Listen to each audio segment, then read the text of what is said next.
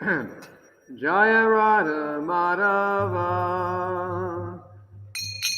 Kunja Bihari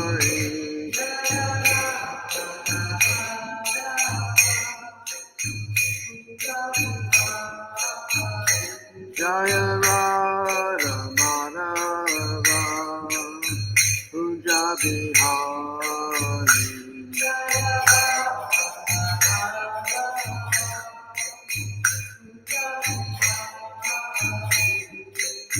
Sri Chandra Balava Girivardhari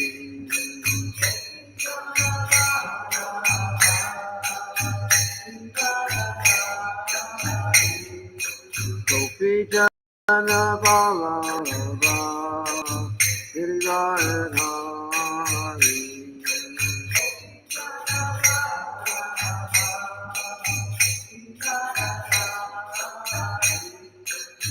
Yashodanandana Bhajana Ranjana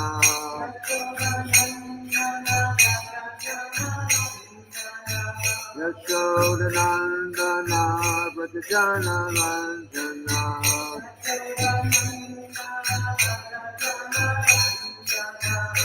Yamuna Tira Vanachari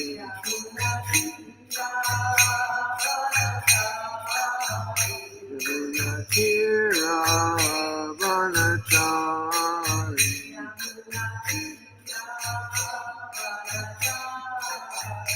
Jaya Radha Madhava Kunja Bihari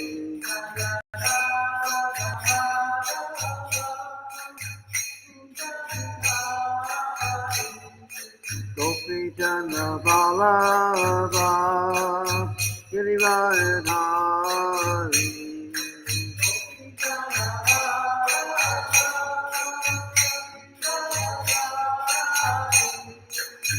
Yashodanandana Bhajana Ranjana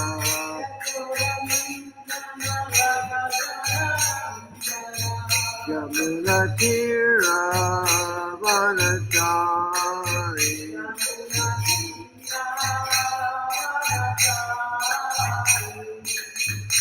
Hare Krishna, Hare Krishna, Krishna Krishna, Hare Hare, Hare Rama, Hare Rama, Rama Rama, Hare Hare.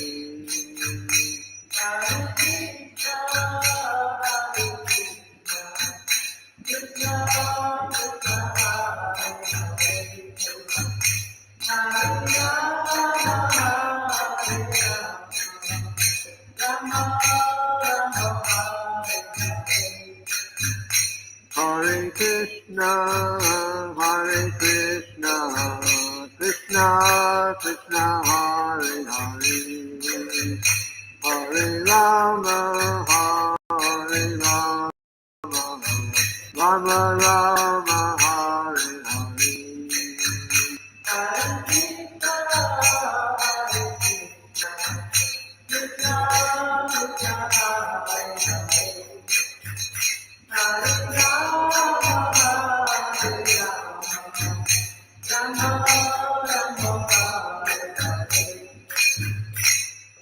Srila Prabhupada ki jai.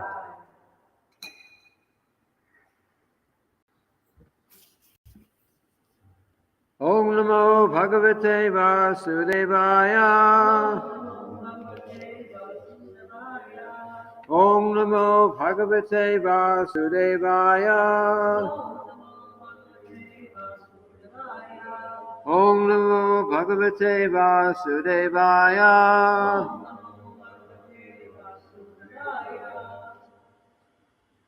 So today we are reading from the Srimad-bhagavatam, Canto 8, Chapter 3, text number 13.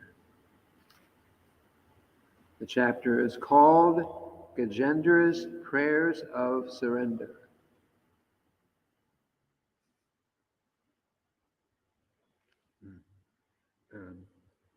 Kshetra Jaya Namastubhyam Sarva Jakshaya Sakshine Purushayatma Mulaya Mula Prakritaye Namaha Kshetra Jaya Namastubhyam Sarva Jakshaya Sakshine Purushayatma Mulaya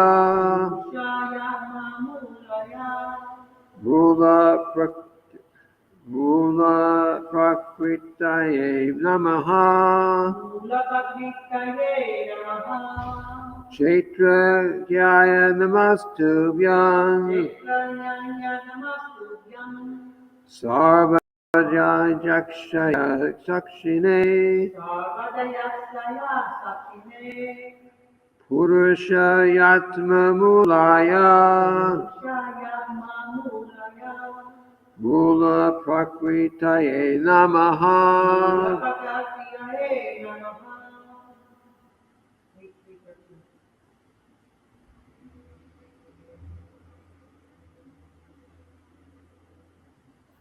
Anyone?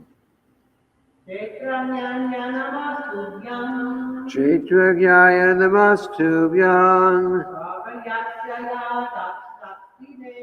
Sarva Jakshaya Sakshine Purushayatma Mulaya Mula Prakritaye Namaha.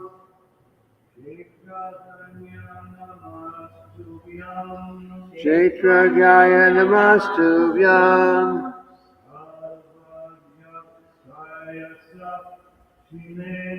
Sarva Jakshaya Sakshine Purushayatma Mulaya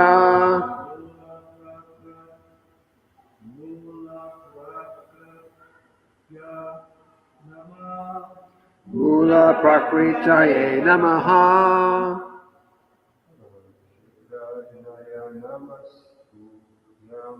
Kshetrajaya Namastubhyam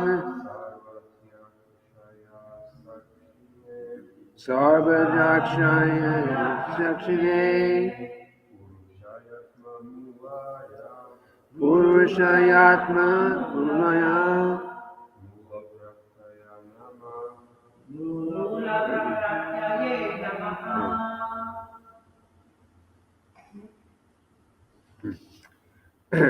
Word for word synonyms. Kshetrajaya, unto the one who knows everything of the external body.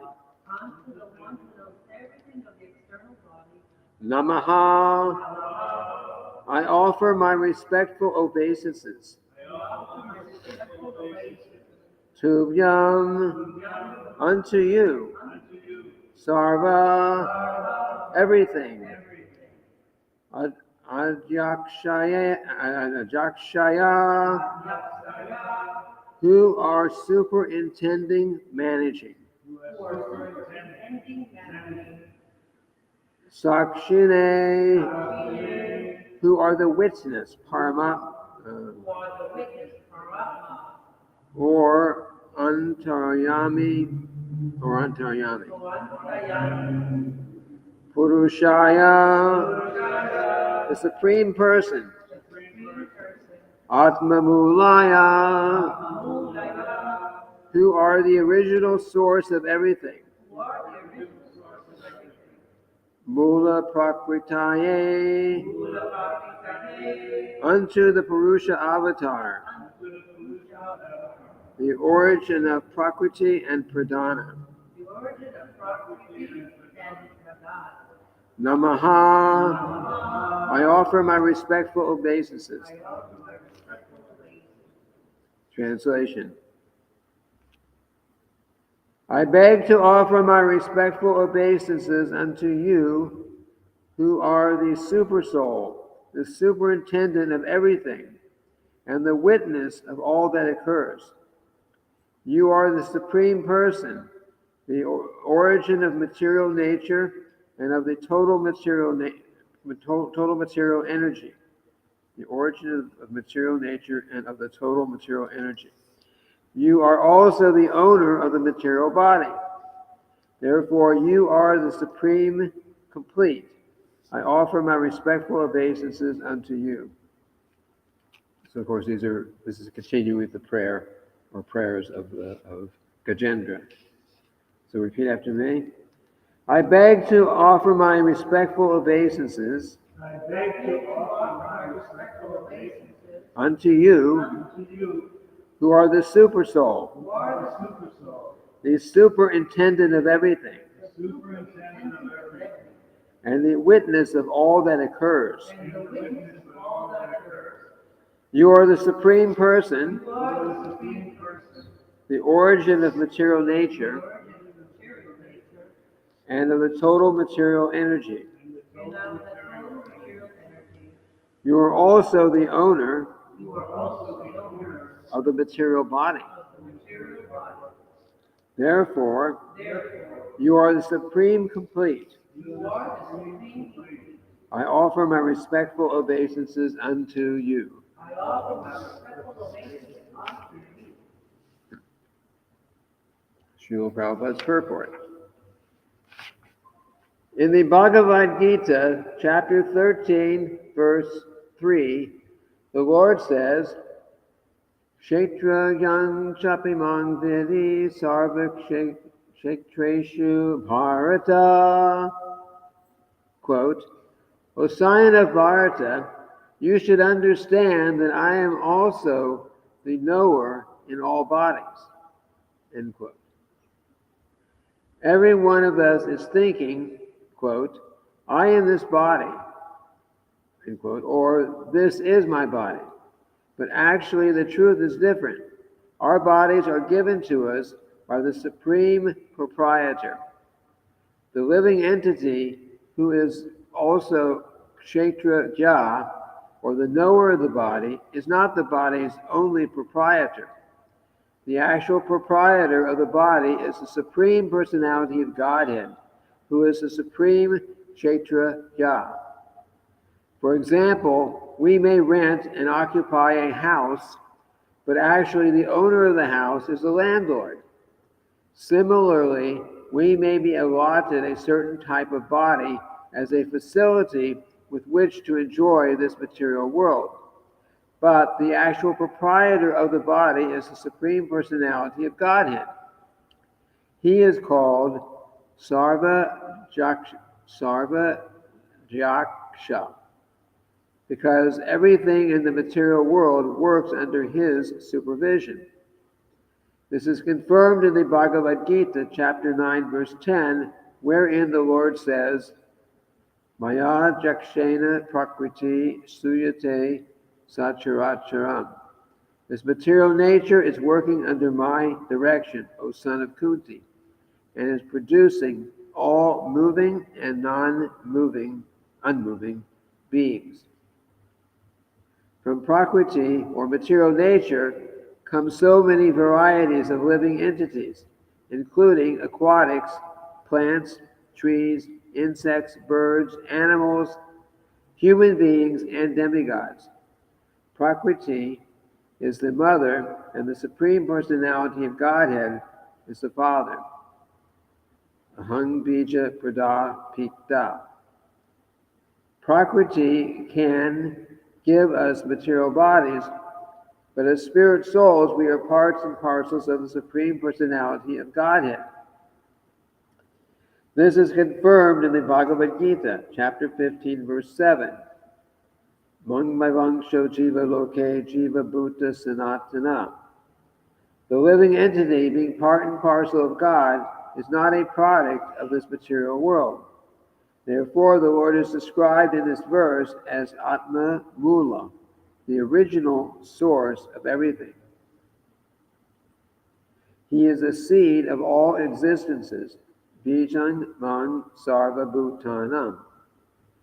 In Bhagavad Gita, chapter 14, verse 4, the Lord says, Sarva yonishu konteya murtaya sambhavanti yaha tashan brahma mahajonir aham bija pradapita. Quote, it should be understood that all living entities in all species of life, O son of Kunti, are made possible by birth in this material nature, and that I am the seed-giving Father.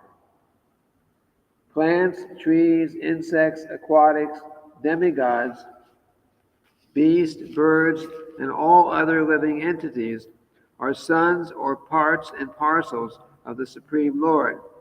But because they are struggling with different mentalities, they have been given different types of bodies. Mana, Shastrani, Indriyani, Prakriti, Sani, Karshati. Thus, they have become sons of Prakriti, or material nature, which is impregnated by the Supreme Personality of Godhead.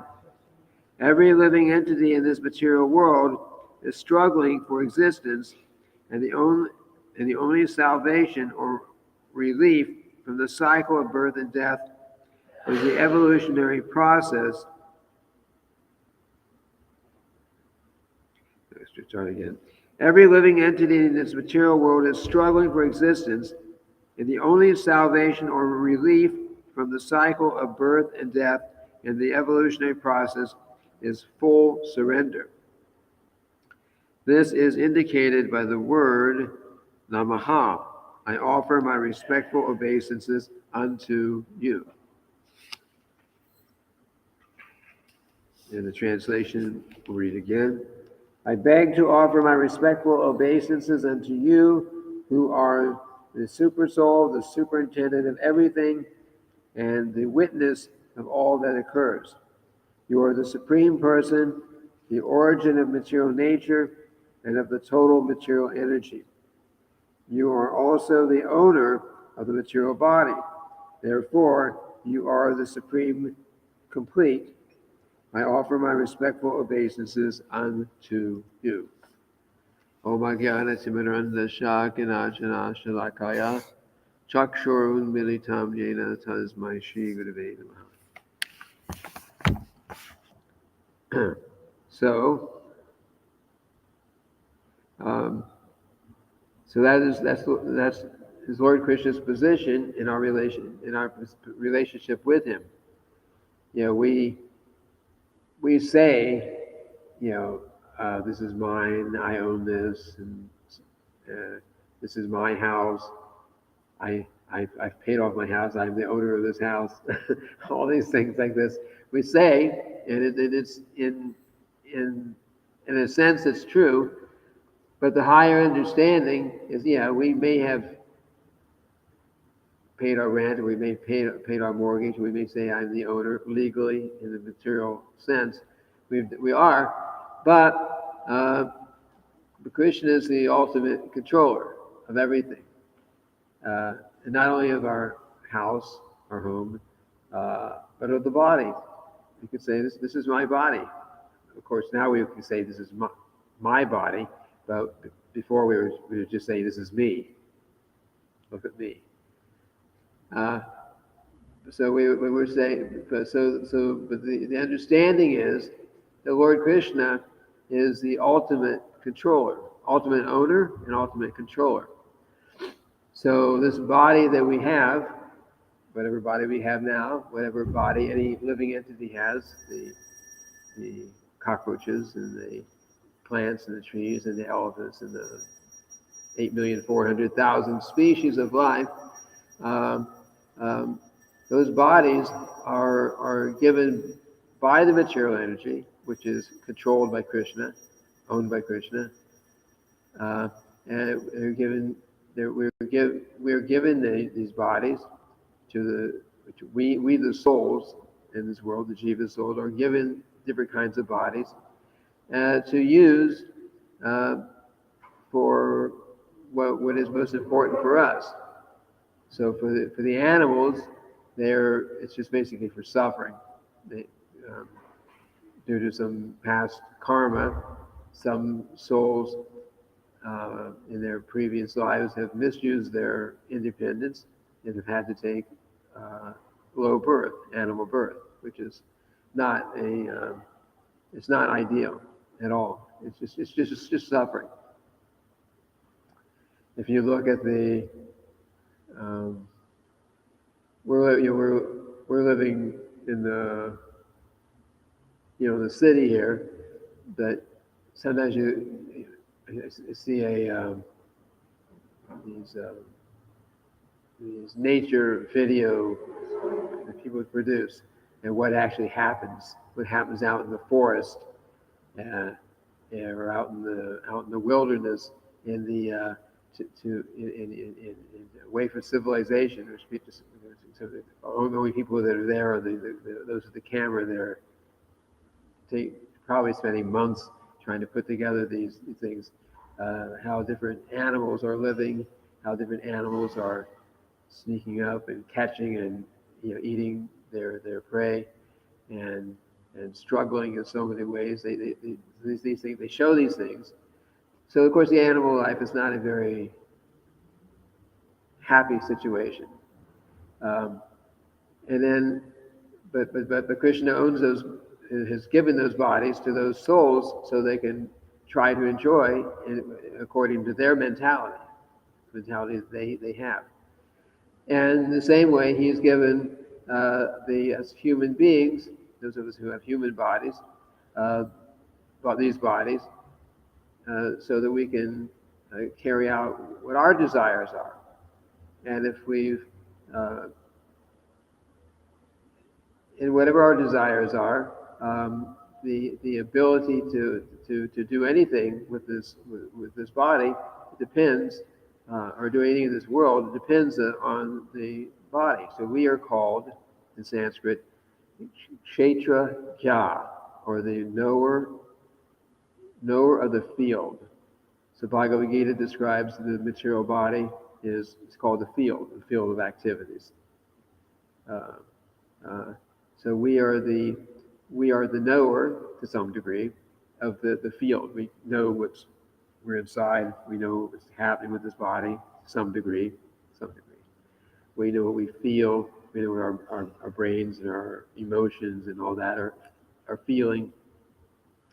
So we're the knower of this body. But I cannot say that I can look at someone else and say, I know everything they're thinking. I know everything that they're feeling. I know all their feelings of happiness, all their feelings of suffering, all their anxieties. I cannot do this with someone else. I have awareness. I'm Kshetra for this body that I am in right now. But Lord Krishna, who is the owner and controller of this body that we are in, he's also there, super soul. It's called Paramatma, or called Antarami, I think it's called. It's another name for the super soul. So super soul is there, which is actually important, actually. Super soul is very. The super soul's function with us in the material world is very important, because he says I'm.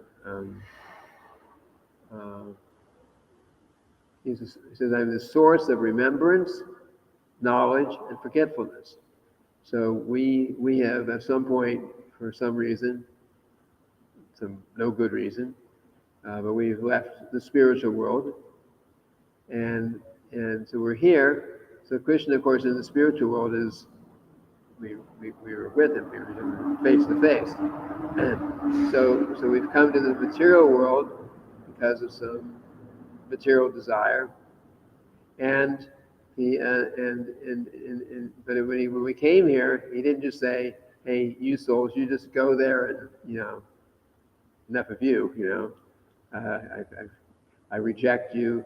You don't want me. I don't care about you anymore." No, he cares about us so much that he comes with us.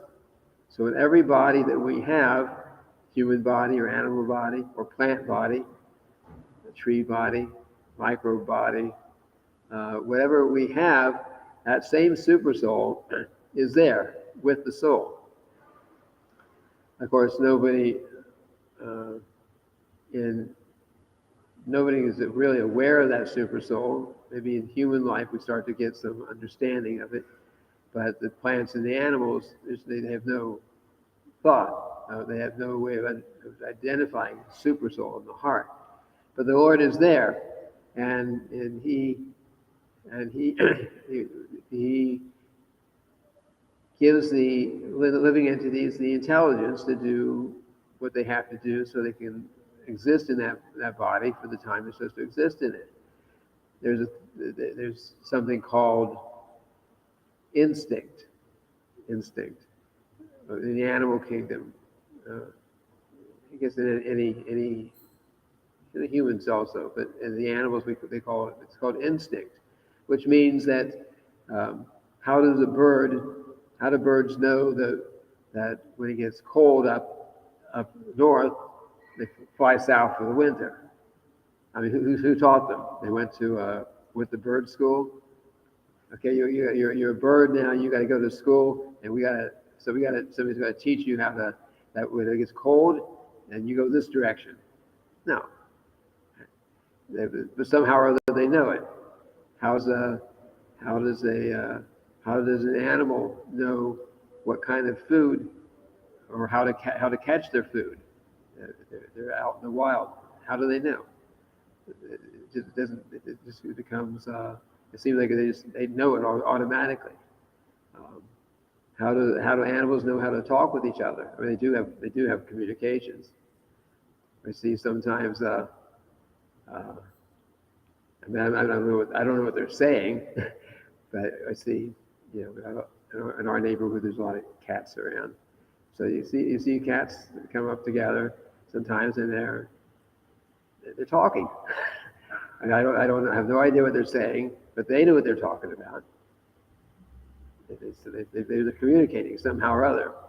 So who taught the cat to teach cat language? But somehow or other they know, they understand, and they're communicating. So that instinct, what's called instinct, it just means that the super soul, who is Krishna, who came with us into the material world to stay with us, to protect us, to guide us, he's there, and he's giving each living entity the knowledge that they need so they can survive in that species of life.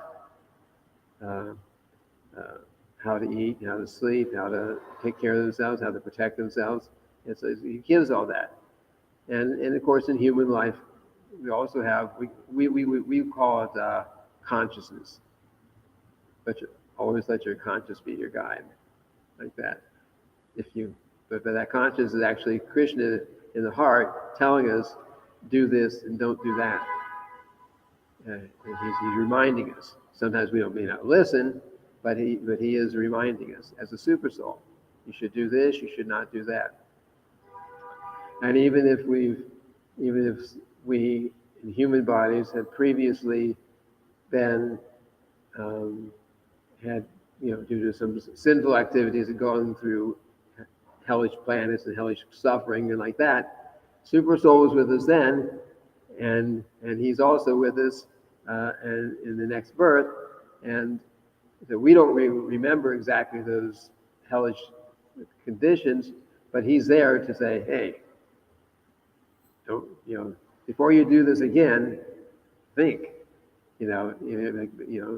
someone, there's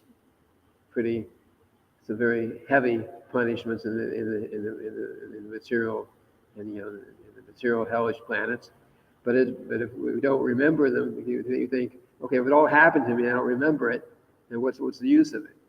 or what the use of it is that Krishna, super soul in the heart, who stays with us constantly, he may not tell us exactly all the details, but the impression is there.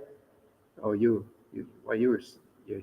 before you went and started engaging in illicit sex or some sinful activity, again, and think about it. You're going to suffer. He's reminding us, and we may or may not, listen, but he's giving that intelligence.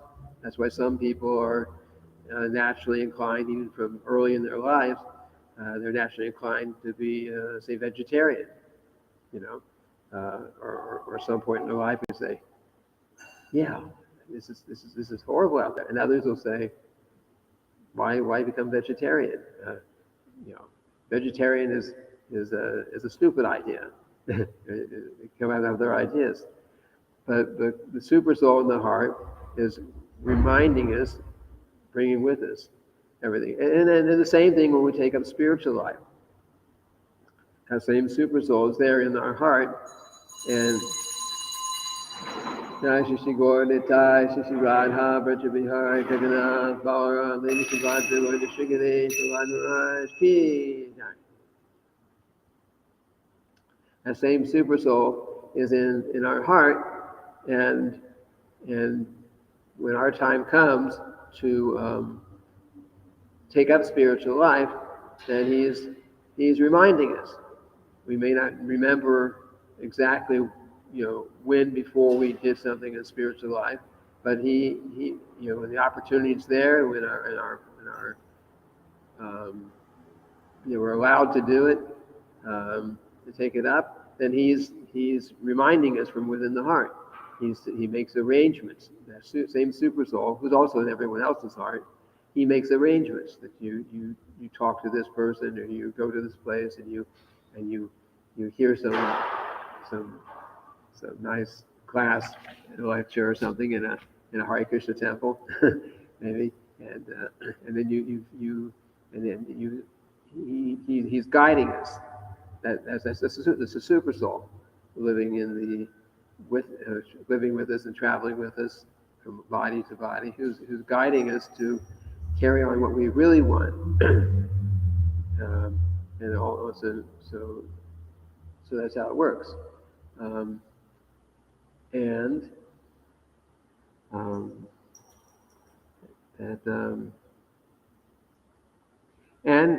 that same super soul, he also allows us to not remember. If we could remember every detail of everything in our, existence in the material world, we'd all be crazy.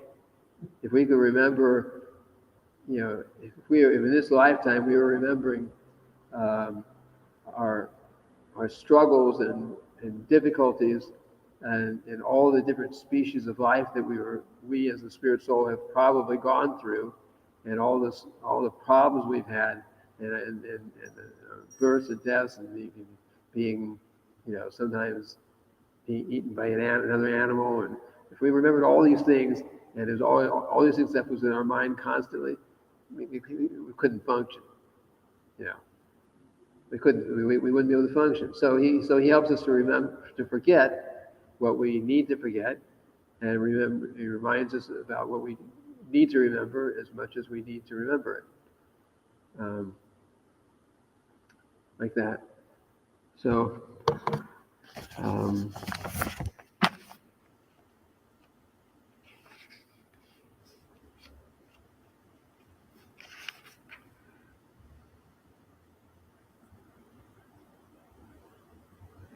And of course, the whole, when you say why is it important that we understand all these things? Super soul, and God is the owner and the controller of this body and everything. Why is it important? It's important because if we understand that, then what do we want to do? If we're smart, if we're use our logic, sense of logic, we say, okay, if God is in charge of everything, God owns everything, he's in control of everything, then maybe I should just find out what God actually wants me to do and surrender to it, right? I mean, it would seem logical. If you're in a company and you know who the big boss is, of course you know who the big boss is in the company, and you and and then you know the boss wants you to what the boss wants you to do in that company. You think, well, if I want to not get fired, then I better follow instructions, do what the boss says. If I want to do if I want to move up, I also have to, I better be careful, not be be careful what I'm saying to the boss, talking about the boss, because somebody's going to tell him, So different things like that. If you know who's in charge, you know how to deal with them. So we understand philosophically that Krishna is in charge of everything. He's the owner, the controller of everything, and we are learning through what Srila Prabhupada gave us to engage in the Lord's devotional service. We just to serve these, the owner and the controller and the well-wisher of everyone, Krishna. But if we don't understand philosophically why, we would say, some people may say, why God? How do you know there's a God? There's bad things in the world, so therefore there must be no God. If there's a God, and he's a good God, then everything would be perfect in this world. But philosophically, we can understand that not everything is good in this world, because we are we're in jail, we're in prison because we have misbehaved. Just like if someone is thrown into the federal prison out here somewhere. They're thrown into federal prison because of they went and killed somebody or did some big crime, and then they're saying, "What's wrong with this place? Why is this? Why is it so? Why isn't this? Where's my TV? Where's my freedom? Where's my? You want me in prison? But at least give me a big house to live in, or you can say all these different things, but no, you're there for suffering. You're there as a punishment. Everyone would be lining up to go to prison if everything in the prisons was perfect. So here we are in the material world. The material world is not meant to be a nice place. It's meant to be a place of we call it reformation, to improve ourselves, to become to change our bad mentality. Bad mentality means what got us entangled in the material world in the first place.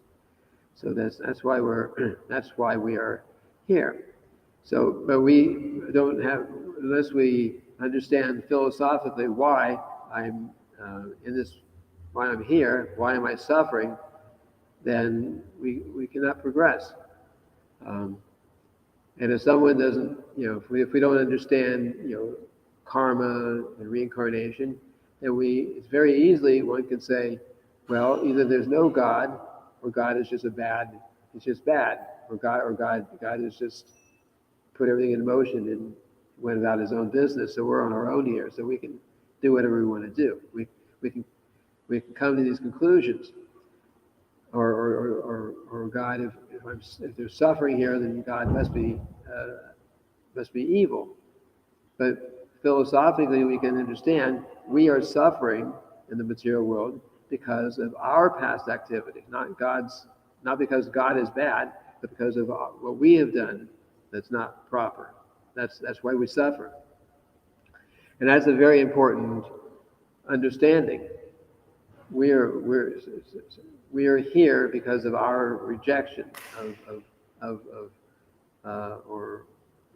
God, and it's not that he's trying to really, not that he gets some big enjoyment out of seeing us suffer here. He doesn't like that we're here. Srila Prabhupada said that Krishna, he is thousands and millions of times more anxious for us to come back to the spiritual world than we are to go there. Krishna wants us to come back.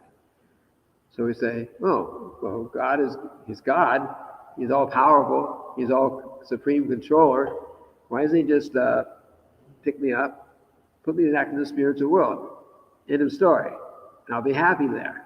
I'll be happy, he'll be happy. Why? Because he doesn't take away, for there to be a loving exchange between living entity and God, then we have to have free will. A little free will.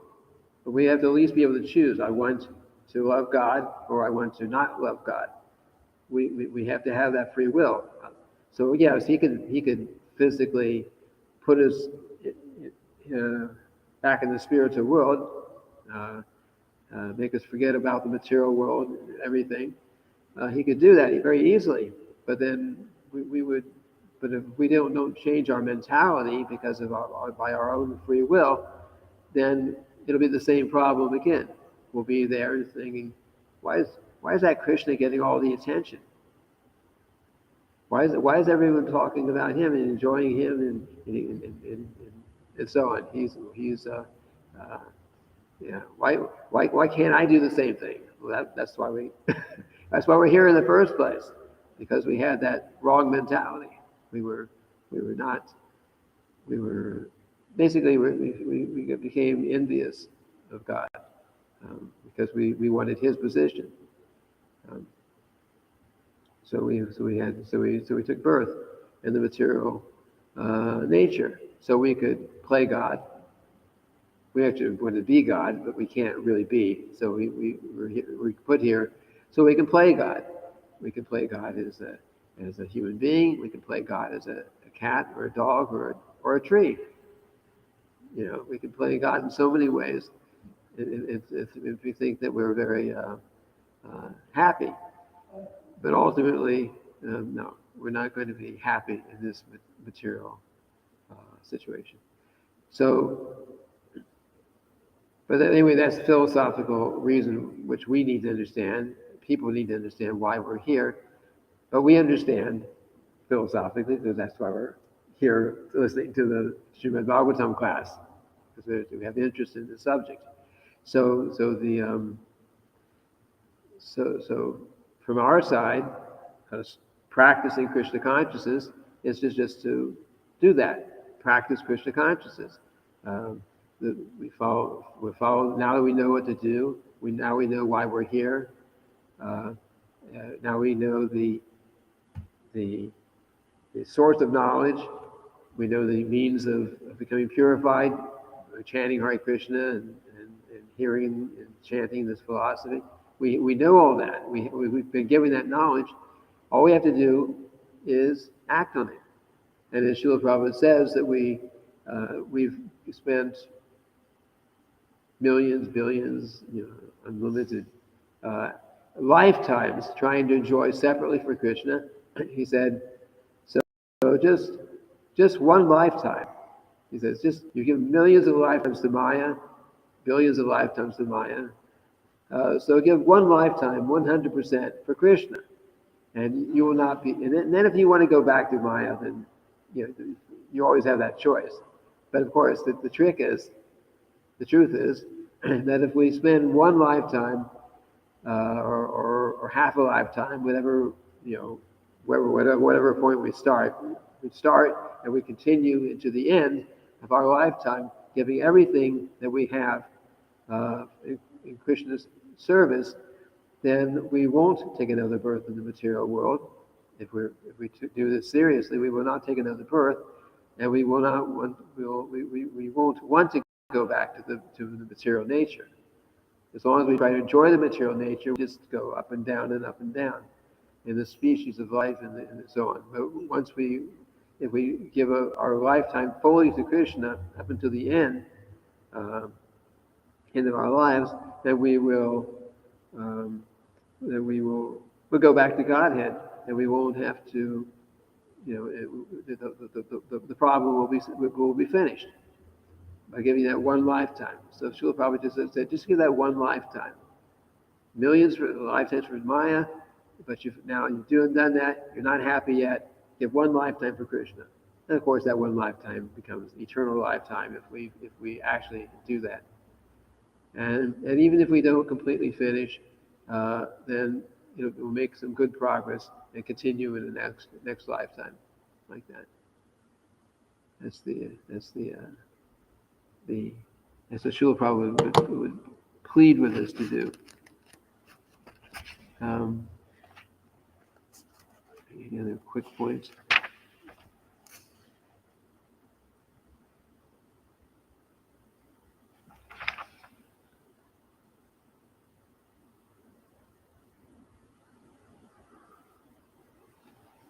I think these are all. I think I covered the main points here. Any questions?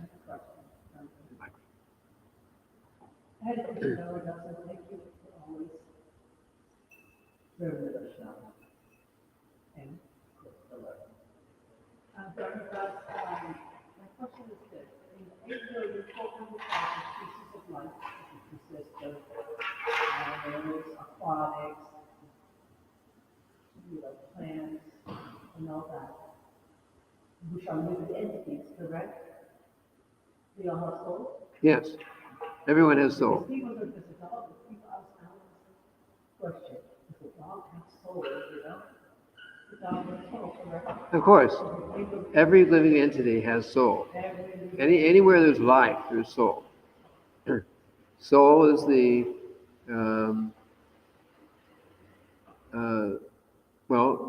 they all have consciousness, actually. So the consciousness is a symptom of the presence of the soul. Dogs, cats, they all have souls. The cockroach, even the tiny amoebas, the little one-celled things that we can't see without, you need a microscope to see them. But they also have germs, germs, Germs consider a human entity also? Of course. Actually they are. They grow and they multiply and like that. Yes. Anything living has 6 stages, as we would call it. Well, we say come into being, which would be basically birth. Then there's some duration of life. There's some producing some byproducts, which we would say children or whatever your species produces. And then there's dwindling, and then there's death or annihilation. I think it's 5. There's something else in there, but there's 6 stages of changes in the material body of any living entity. Anyone. So it's there. A tree. The tree starts off with a little sprout, and it grows. So it has this duration of life. And it grows. Its duration of life.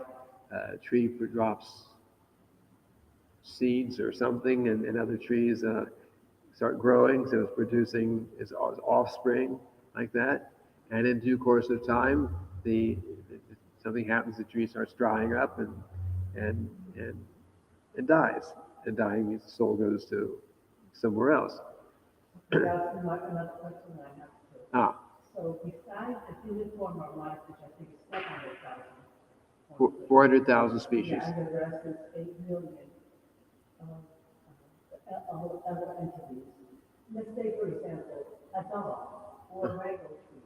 Would it die? Is it incarnated into what? It depends on what species you're in. There's a certain order. I can't tell you exactly. There was an example given of So the dog will come back as a human? No, just prior. Well, yeah. It is possible. You give dog prasadam, he can jump ahead like that. The normal just strictly karmically speaking. I don't know exactly the whole breakdown. I do know that just before the human body, by the normal karma system, there are three animals. There's a cow, there's a monkey, and there's what's the other? Cow, monkey, and a tiger or a lion or something like that. They're just prior to the human body, and you can take if you're You mean if they're the highest species of animals? So we just started that's my understanding. Yes. under, Yeah. So and depending on which form you come from, then it will kind of depend where you end up in a human body and in which modes of nature you're more controlled by. A cow would be more mode of goodness. Uh, Monkey more ignorant, I think, and the lion or tiger needs to be passionate. Anyway, it's like that. But if but the whole system can be, an animal which is uh, gets some prasadam, for example, or maybe hears the holy names, gets some spiritual benefit. They can skip a lot of species. That soul could skip a lot of species and actually go to get a human body. So you have a dog, or you had a dog. You give prasadam. Yeah, so very good chance that soul has a human body somewhere, and maybe even a chance of becoming a devotee. Maybe it's, I mean, it's hard, we can't really trace it, but it's like that. There was a dog in Chaitanya Leela who Shivananda Sain would take all the devotees from Bengal to Jagannath Puri to see Lord Chaitanya every year. So there was a dog, at least one year, who started following along. And he took special care of that dog. I mean, usually they say, why do they want to have a dog going along with him? But the dog was there, and he would take care. He would even, when they had to go everyone had to get on boats to cross some river or some body of water. Then the boatman said, "You got to pay for that dog too, if you're going to bring the dog." So he would pay the fare for the dog too, who would travel along with him. So he'd make sure the dog was eating and there was everything, and he went along. And then they got to Jagannath Puri, and as soon as they arrived there, the dog disappeared for some time. And then, but then when they found Lord Chaitanya feeding the dog coconut, pieces of green coconut, it said.